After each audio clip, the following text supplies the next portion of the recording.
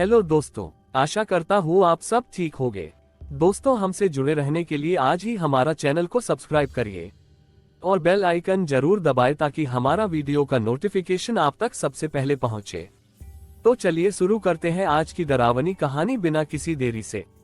पंकज जब से शहर आया था बहुत बदल गया था। छोटे से गांव से आया एक सीधा सादा युवक पंकज वहां के सम्मानीय गिरिजा पंडित जी की पहली औलाद। बड़े सपनों से पास के शहर पढ़ने भेजा था उन्होंने, पर अब उसे कोई देखे तो पहचान भी न सके।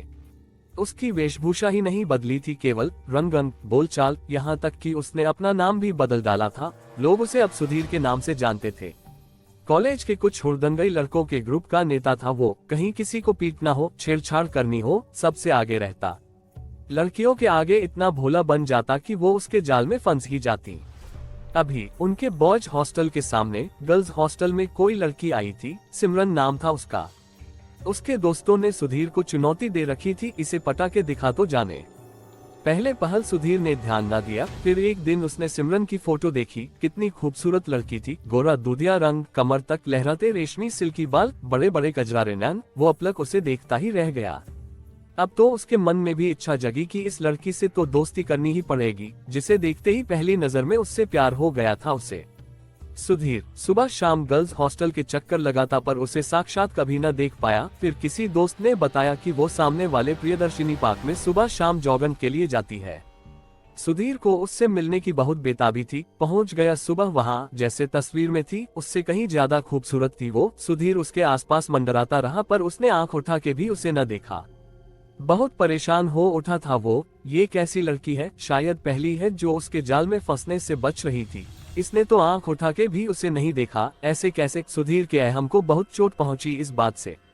वो चिड़चिड़ाने लगा था, बात बात में खूंखार हो उठता। चाह के भी सिमरन की बेरुखी उसे सहन न होती। जितनी कोशिश करता उसे भुलाने की, वो और ज्यादा दिमाग में आती। एक दिन हल्का शाम का धुंधलका छाने लगा था और वो पार्क में घूम रहा था कि पीछे से किसी आवाज ने उसके बढ़ते कदम रोक दिए।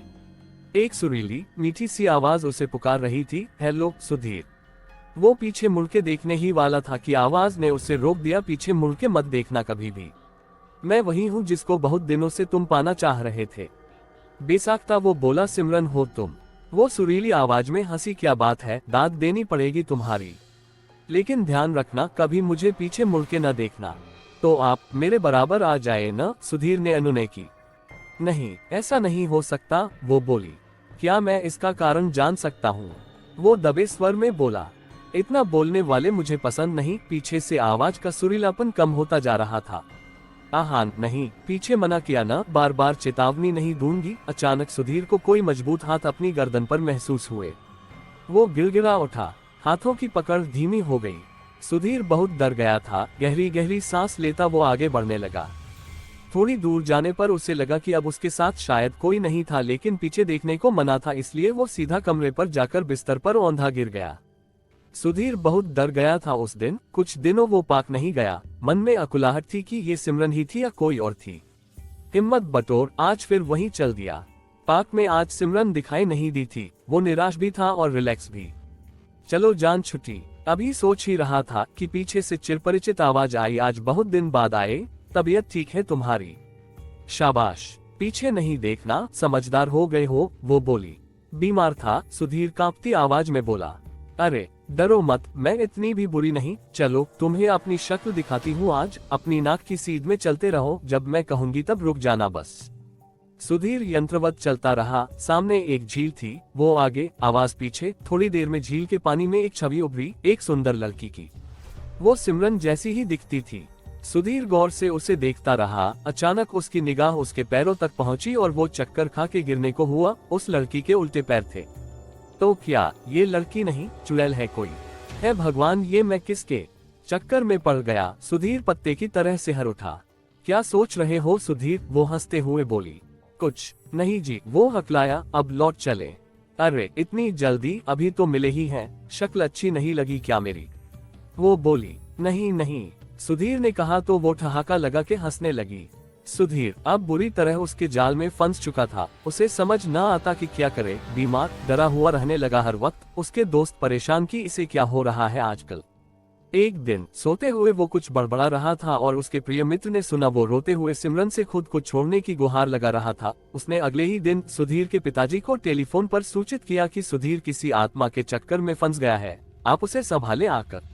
अगले हफ्ते अपने पिता को अचानक आया देखकर सुधीर को बहुत सुखद आश्चर्य हुआ। वो उनसे लिपट के फूट फूट के रोने लगा। उसने कहा, पिताजी मुझे बचा ले, आइंदा कोई गलत काम न करूंगा। उसके पिता ने सारी बात सुनी, अपने मित्रों से इस बारे में परामर्श किया और सुधीर को सारी योजना समझाई। योजना अनुसार सुधीर सुबह जल्दी ही पाप पहुंच गया। थोड़ी देर में वो आवाज आई और वो लड़की उससे बातें करने लगी। आज फिर उसने सुधीर को सीधे अपने बताए रास्ते पर चलने को कहा। सुधीर चुपचाप चलता रहा। वो दोनों एक वीरान खंडहर तक जा पहुंचे। हवा की सनसनाहट, सूखे पत्तों की चिरचिराहट उस जगह को डरावना बना रहे थे। कुछ चमगादड़ उड़कर सुधीर के कान के पास से तीर की तरह निकले। वो डर गया। वो लड़की उसे उस वीराने में लाकर पटकने वाली थी कि सुधीर फुर्ती से पीछे मुड़ा और असावधानी में वो लड़की उसे कुछ न कह पाए। मामला समझ आते ही वो गुर्राई, तुम पीछे कैसे मुड़े, मैं तुम्हारा खून पी जाऊंगी। इतने में ही उस चुड़ैल बनी लड़की को सुधीर के पिता और कई पुलिस वालों ने घेर लिया। इस अप्रत्याशित हमले के लिए वो तैयार न थी। पुलिस को उसने बताया कि उसके पिता गरीब थे, ठेला लगाते थे। एक बार किन्हीं रसूखदारों ने उनसे उनका ठेला छीन लिया, उन्हें मार डाला। तब उनका परिवार भूखे मरने लगा और तब से उसने ये उल्टे पैर लगाकर चुड़ैल बन लोगों को लूटना शुरू किया। वो मानव अंगों की तस्करी भी करवाती थी। उसके बताने से समाज के कई इज्जतदार लोगों के नाम भी सामने आए। सुधीर ने अब तौबा कर ली थी कि पढ़ने आया था शहर, बस पढ़ूंगा, बाकी खाने खान नहीं बनना। तो दोस्तों, आज की कहानी में बस इतना ही। आशा करता हूँ आपको हमारी ये कहानी जरूर पसंद आई होगी। चलिए मिलते हैं अब अगली कहानी में, तब तक के लिए बाय।